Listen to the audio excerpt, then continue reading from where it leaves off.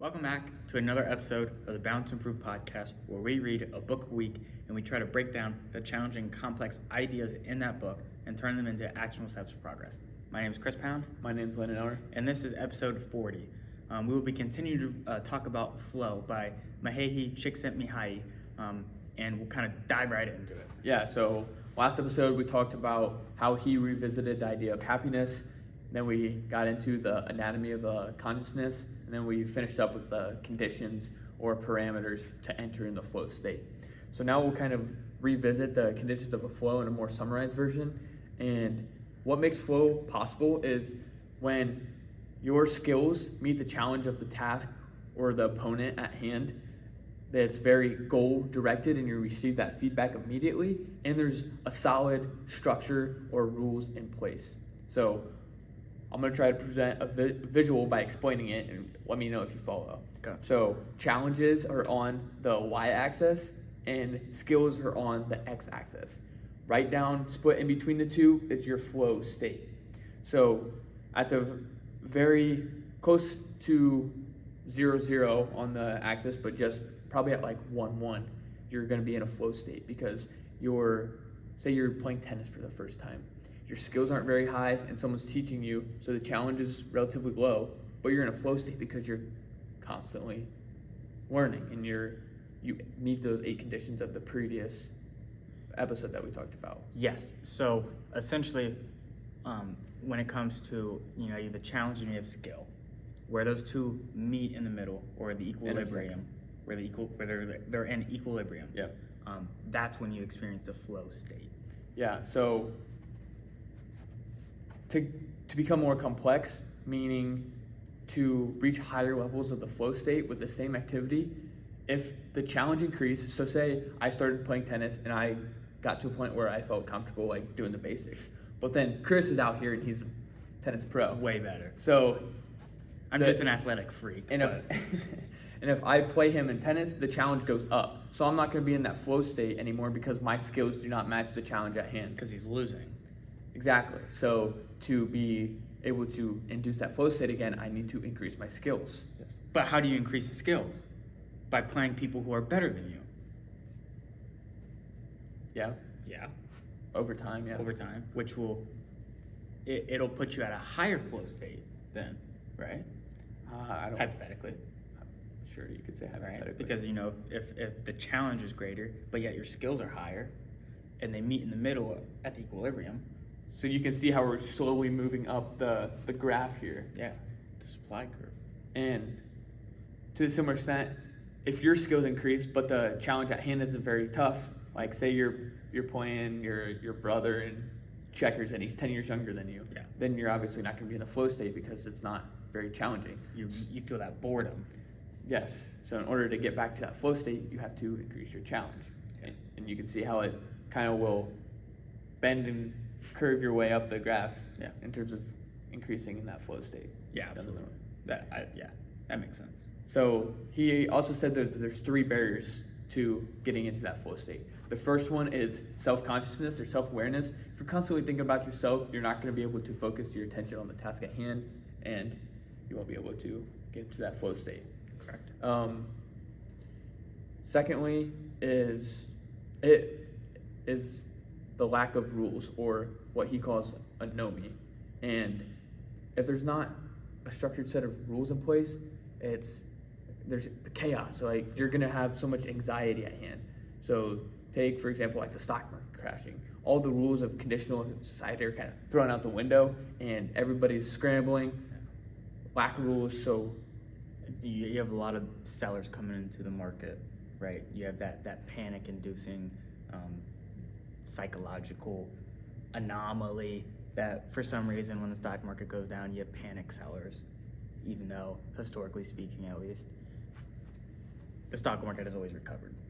So beyond the point, but continue. And the last one is alienation or boredom. And when the task at hand, it conflicts with your interest or your purpose, then you're just not going to find it meaningful. Yeah. So you're just going to be completely hands off. Your attention's going to be elsewhere. You're not going to be able to concentrate on the task at hand, so you're not going to be able to create that flow state. And I think I fall into that category a lot, where I know I should be doing this, but I don't know why. I don't know how it contributes to helping people, because that's one of my biggest things, that I'm always trying to help people.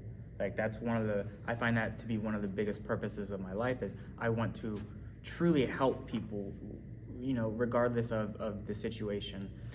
And I think that's more of a lack of rules. Okay. So like they're not having like goals or structure around it. No parameters. So like say you just graduated college and you can't find the job that you're looking for. Like you keep scrolling, no luck.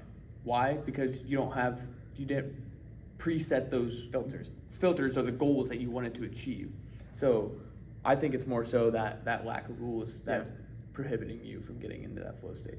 And after explaining it that way, I think you're spot on, right?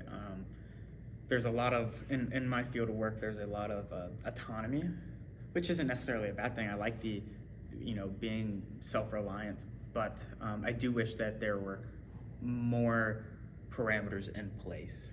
Set them up yourself. That if we got into that, this would be an hour-long conversation, but that maybe some other time. Yeah, no, that's fair. I mean, there's a lot of autonomy in my role as well. Yeah, but I try to create those.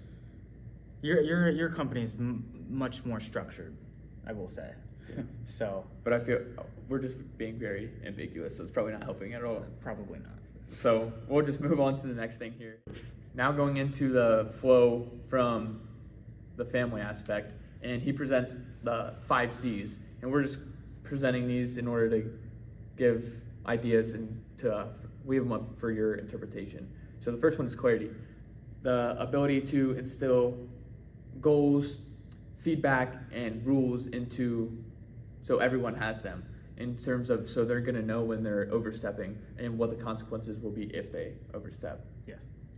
Second is centering, and that's focusing more on what's happening in the present rather than caring entirely on what their future is going to be. So to give an example, if Chris was playing the violin and he was completely entranced with playing the violin at this moment. I love the violin. But he's slacking in his schoolwork. I'm too busy playing the violin. Instead of harping constantly on him for needing to do better in his schoolwork so he gets that good job, it's more so supporting him about what he's loving to do right now. Yeah. So centering on the present while also trying to keep an eye out for the future. Yes. Third is choice. Allow them to choose and make their own decisions. So don't let them feel. I think that one's important because people can give you advice on a lot of different things, but in order to fully understand that advice that they're trying to give you, I feel like you almost have to live through it. You have to experience it for yourself, right? You have to firsthand experience that situation, because until you face that, you're not going to truly understand how to implement their advice into your life. Yes and no. Okay, can expand. You still, like, if you can prevent something from happening that's happened to someone else, then 100%, like, learn from the past so you can avoid that in the first place. But I see where you're coming from, where, like, you don't really know till you're know. Yeah. But at the same time. So it is a twofold situation. Yeah. Okay. Fourth is commitment. Be able to have unconditional acceptance for whatever activity that the person is participating in. Like if Chris loves violin, I'm going to back him in terms of... I'm going to be the best violin player you've ever seen. Yeah, and I'm going to support him in being the best violin. I have never played an instrument in my entire life, but after this, you kind of motivate me. Maybe I'll get a violin. Maybe it'll put you in the flow state. And lastly is the challenge aspect, the ability to continuously present complex challenges to every member of your family. And I think it's easier when they're younger and they're learning a whole bunch of different things. Yeah, I mean, they say that it's easier to learn a secondary language when you're young rather than when you're older. And I don't know, I don't understand the theory behind that, but I guess the data supports it. Yeah, so just Because most people become hands off, I'd say, once their kids get older, For sure. especially into like the teenage years. Yeah. But I think that's even more important to try to create a strategy around Yeah. presenting complex challenges. Yeah, I feel like you need to challenge your family and your loved ones and your friends in order for them to grow, right? Yeah, to feel that flow Yeah. state through the family aspect. Yeah.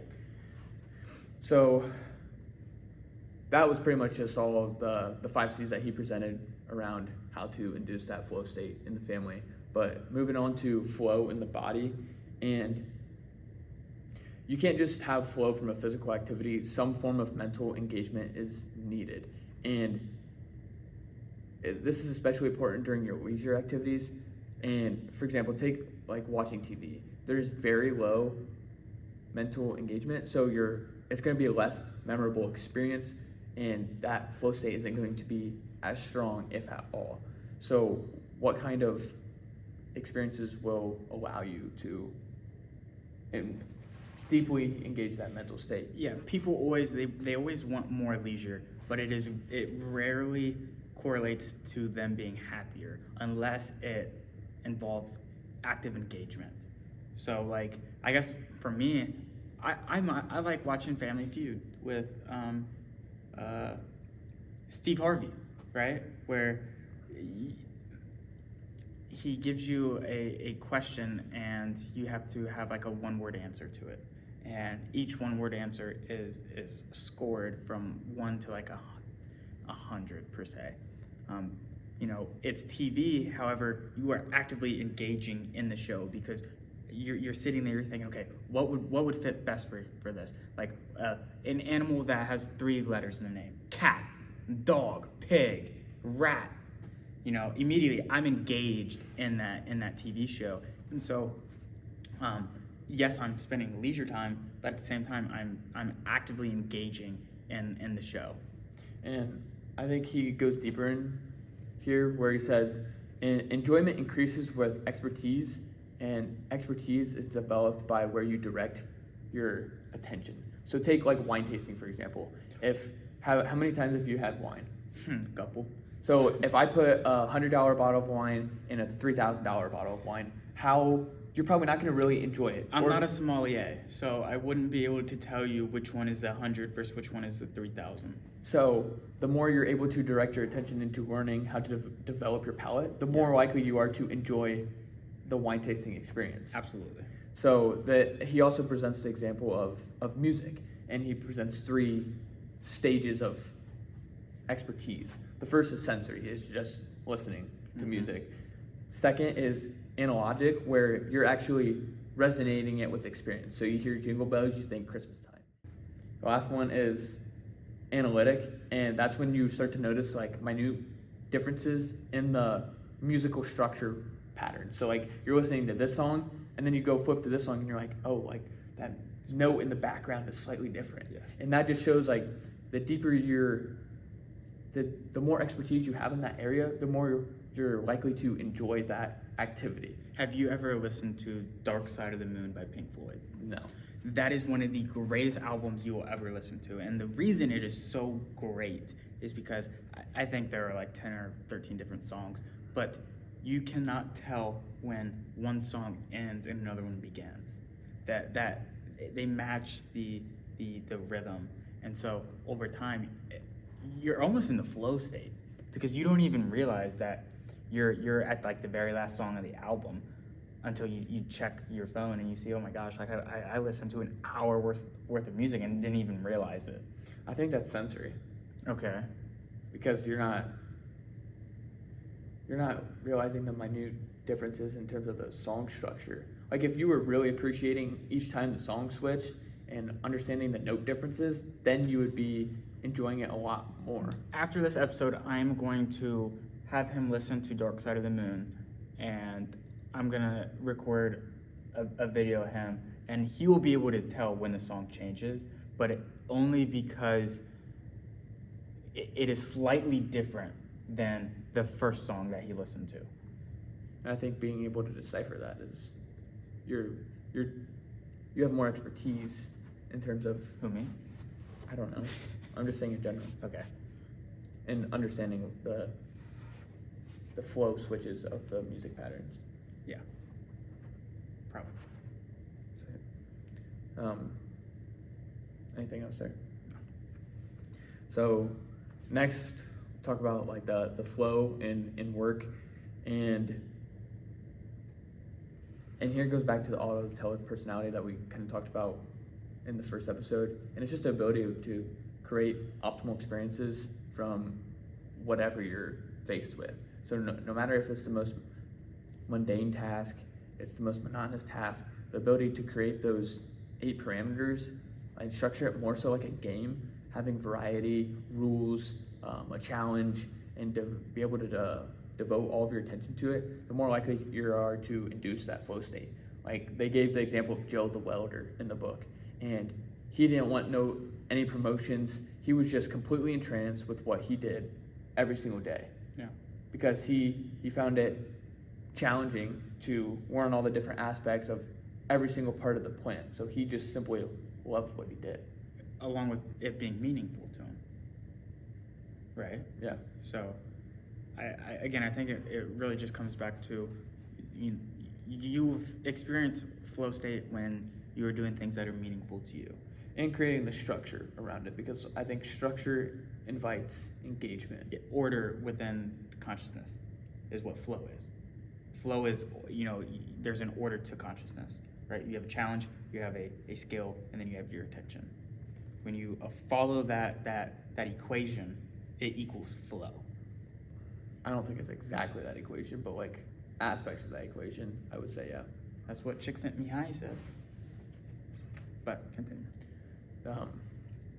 I mean, the only other point I was going to add there is he brought up the paradox of working, and his studies that he did or that he read into, he found that people are most satisfied and the most challenged and have the most optimal experiences when they're in or at work. So why does everybody not want to work and instead want more leisure time where they felt not as happy or not as involved or engaged? Yeah, I think work has a negative connotation a lot of times, right? I think a lot of people hate their jobs, right? And so they automatically assume, okay, if this person hates their job, I automatically have to hate my job. But that's not the reality, right? You can find fulfillment in a meaningful life within work if you truly enjoy work. But a lot of times people are so focused on, okay, well, yeah, there are little details about this job that suck. You're gonna have one bad apple every once in a while, right? But don't throw out the entire batch of apples just because you have one bad apple. Yeah, and I think what you're saying there is like it's more of a culture thing. Like Absolutely. like across the board, most of the people are like, I gotta go to work tomorrow. Yeah. Instead of like you've worked at a number of different places and you've experienced multiple different cultures. And we've had the conversation where, at this specific company, the culture sucked. People hated their lives, people hated their jobs. They wanted absolutely nothing.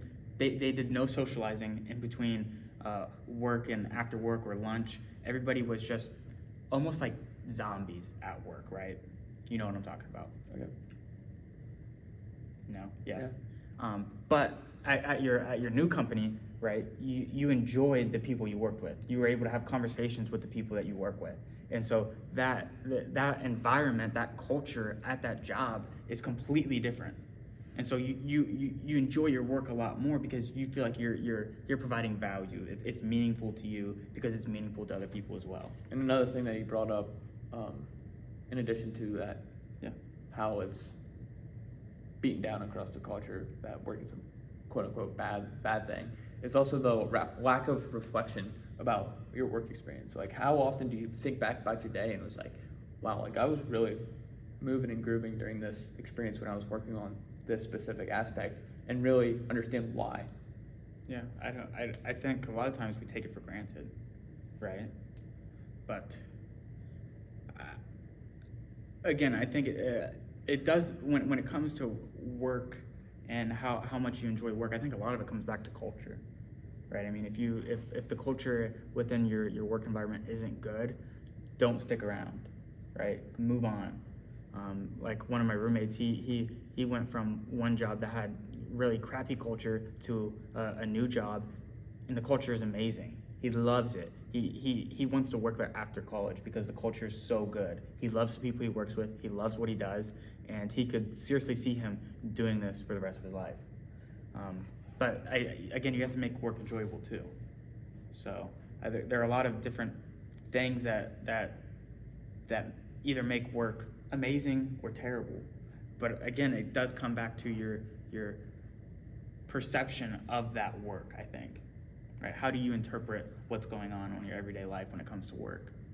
Yeah, goes back to that having that autotelic personality. Absolutely. Anything else to add? I think that's pretty good. So I would just say in summary, like, optimal experience is what gives real value to life, and the author argues that optimal experience is how often can you induce that flow state. There is no peak, there is no utopia. It's more of a constant feeling that you can try to experience throughout your entire life. So you do that by having your skills meet the challenges at hand, constantly becoming your more complex self, and really just by fostering an environment where you're able to have new challenges, set goals, get immediate feedback, and really create those parameters around the flow experience. Yeah, I think that wraps up our little summary on flow by Mihaly Csikszentmihalyi. Yeah, let's get into the quotes first, and I'll let you kick it off. Yeah, so starting with my quote for this episode is by J.S. Mill. No great improvement in the lot of mankind are possible until a great change takes place in the fundamental mode of thought. Again, it goes back to the whole idea of thought. Know thyself. Exactly. Think Again by Adam Grant. It's a great example. You need to adopt the more of the scientific mindset rather than the preacher, prosecutor, or politic, right? So if you can control your thoughts and your emotions, you will inevitably feel more happy, I feel like. But that's something that it takes time, right, in order to be in total control of your thoughts and your emotions. Yeah, it's constant iteration. Constant. My quote is by C.K. Brighthill, and it is, "The future will belong not only to the educated man, but to the man who is educated to use his leisure wisely." And it goes back to my quote from last episode, is it really just depends on where you direct your attention, because it's extremely important. Your thoughts become who you are, and your thoughts are a direct result of what you're focusing your attention on. So instead of doing something that adds no meaning or there's no deep mental engagement, how can you focus on bringing what you do for leisure activities and ultimately benefit your life from it, if that makes sense? Yeah, absolutely. So moving on to the implementation from flow, or I guess actually going back to the implementation from last week's episode, which was Think and Grow Rich by Napoleon Hill. We both had the same implementation, which was work on the 6 steps. And how has that been going for you? I honestly don't see any Improvement, change, impact. That book is kind of difficult to interpret in my eyes, because it talked about we didn't go extremely in depth into that book because there's so many things. It just wouldn't have been feasible. And I think the ideas are so esoteric and stuff as well. Yeah. So. But that's something that I will continue to try to incorporate into my everyday life, is that like 6 stanzas or whatever it was. Yeah. It's just more so your purpose and having a clear, thought out plan in terms of what do you want to achieve and how are you going to do it. Yeah. So switching it to what are we going to try to implement this week is more I'm going to try to be more autotelic in terms of trying to enjoy every experience that I'm faced with. I think just a sort of a mindset thing too. So being able to flip it on as much as possible. Yeah, for me, I want to start trying new experiences. And I'm at a point in my life where I will never have as much freedom as I do right now. And so I need to start saying yes to a lot more things. Because like I said, I mean, in 10 years, when we have wives and families and so many different things going on, we're not going to be able to, or at least I'm not going to be able to take the time out of my day in order to experience things that I want to experience. And one of those being is like a 3-week trip to the Western United States. So we're located in Ohio.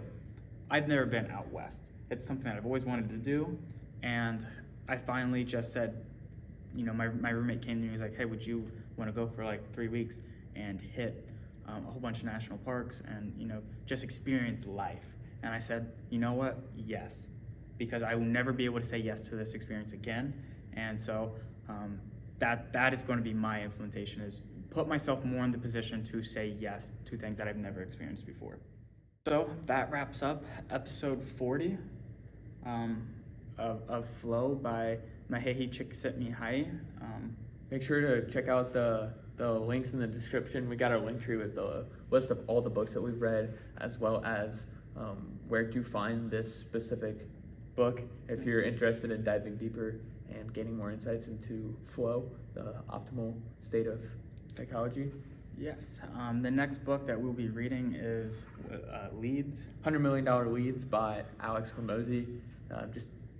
It's technically like the step we've previously read, the $100 million deals offers. Yes. And we enjoyed that book. Yeah, it was good, insightful, impactful. Yeah. So this is kind of like the second step after it. After you have a awesome offer, the ability to drive in leads is very important. If you're interested in checking that book out along with us, don't forget to use our Amazon affiliate link, and don't forget to check us out on Instagram, TikTok, YouTube, Spotify, and Apple Podcasts, all at Bound to Improve.